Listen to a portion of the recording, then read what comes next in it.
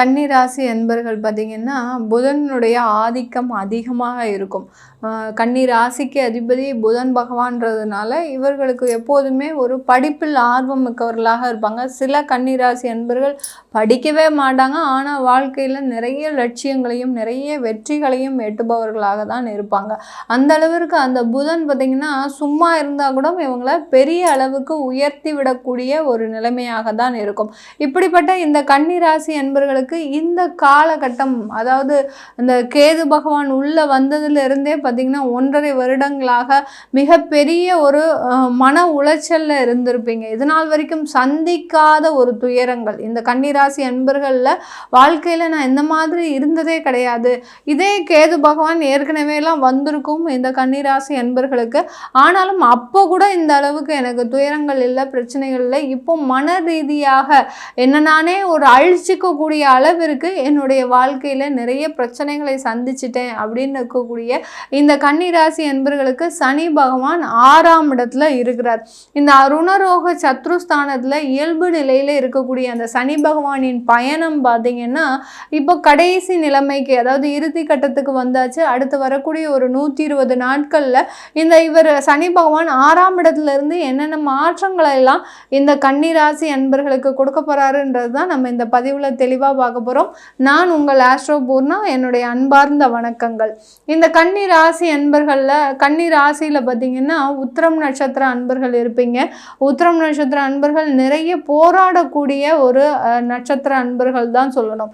எதில் எடுத்தாலும் ஒரு போராட்டம் தான். ஏன்னா நிறைய அச்சீவ் பண்ணணும் இல்லையா, நிறைய டார்கெட் வச்சுருப்பீங்க. நம்மளுடைய வாழ்க்கையில் சில பேர் பார்த்திங்கன்னா அத்தியாவசிய தேவைகள் மட்டும்தான் சில பேர் வேணும் அப்படின்ற மாதிரியான சில ஒரு கண்ணோட்டத்தில் இருப்பாங்க.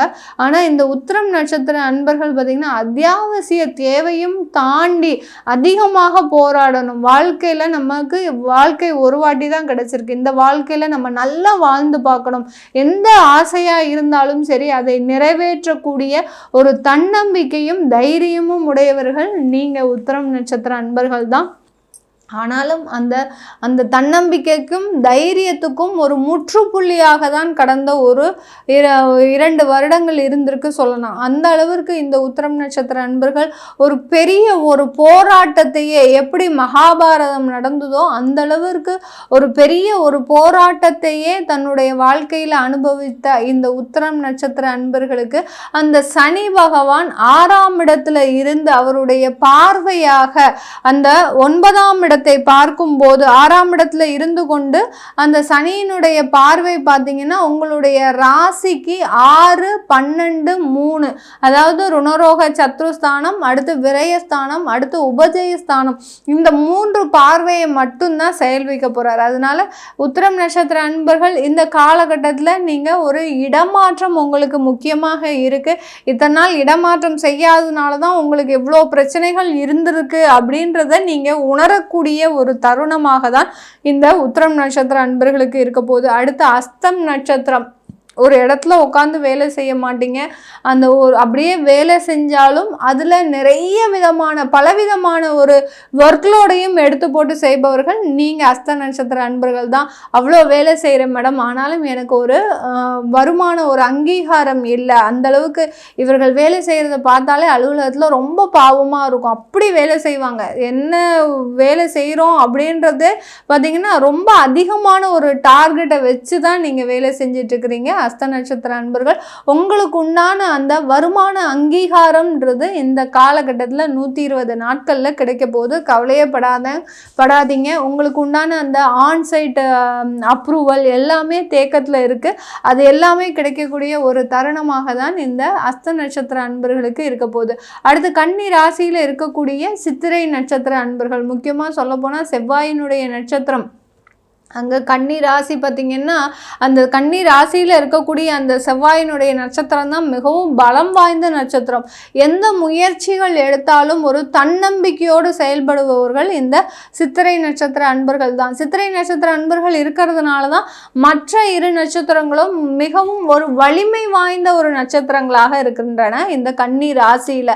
அந்த அளவிற்கு ஒரு விடாமுயற்சியோடு செயல்படுபவர்கள் இந்த சித்திரை நட்சத்திர அன்பர்கள்.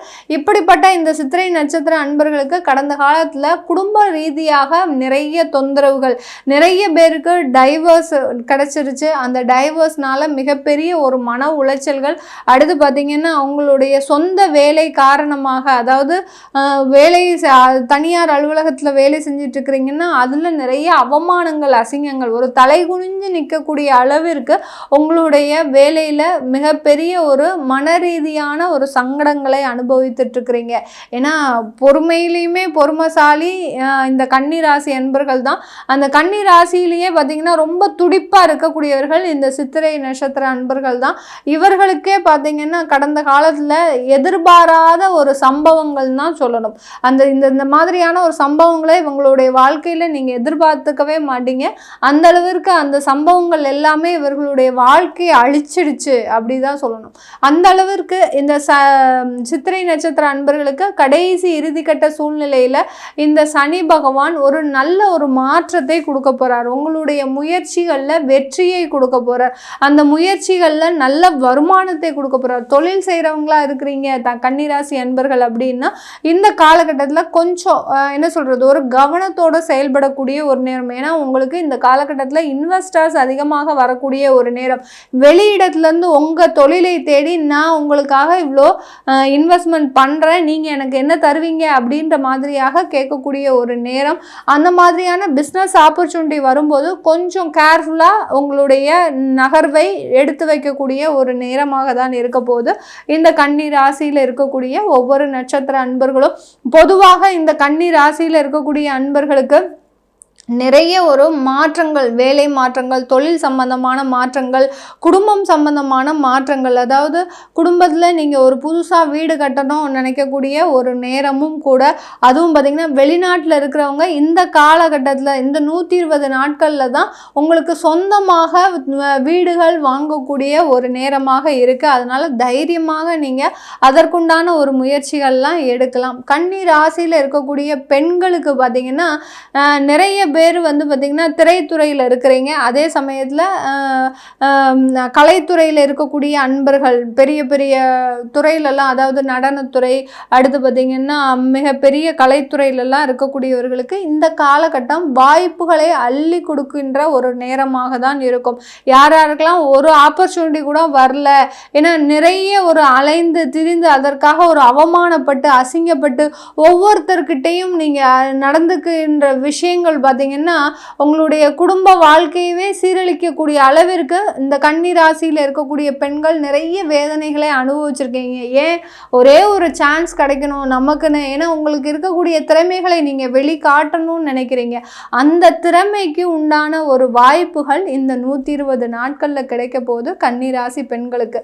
இது எல்லாமே நம்ம கோச்சார நிலவரப்படி பலன்கள் சொல்லியிருக்கிறோம். நான் முன்னமே சொல்கிற மாதிரி அந்த கோச்சார கிரகங்களை இயக்கக்கூடிய தலைமை கிரகங்கள் உங்களுடைய தசாபுத்தி கிரகங்களே. அதனால் அந்த தசாபுத்தியினுடைய மாற்றத்தை நீங்கள் தெரிஞ்சுக்கணும், பலனை தெரிஞ்சுக்கணும்னு விருப்பப்படுறவங்க கீழே இருக்கிற நம்பருக்கு, என்னுடைய நம்பருக்கு வாட்ஸ்அப்பில் நீங்கள் அப்பாயின்மெண்ட் வாங்கிக்கிட்டு நீங்கள் என்கிட்ட கன்சல்ட் பண்ணிக்கலாம். உங்களுக்கு ஜாதகம் இல்லை, அடுத்து உங்களுடைய குழந்தைகளுக்கு ஜாதகம் எழுதணும் அப்படின்னு நினைக்கிறவங்களும், அடுத்து நியூமராலஜி படி பேர் மாற்றம் செய்யணும் அப்படின்னு நினைக்கிறவங்களும் கீழே இருக்கிற நம்பருக்கு வாட்ஸ்அப்பில் அப்பாயின்மெண்ட் வாங்கிக்கலாம். உங்களிடமிருந்து விடைபெறுவது உங்கள் ஆஸ்ட்ரோ பூர்ணா. நன்றி, வணக்கம்.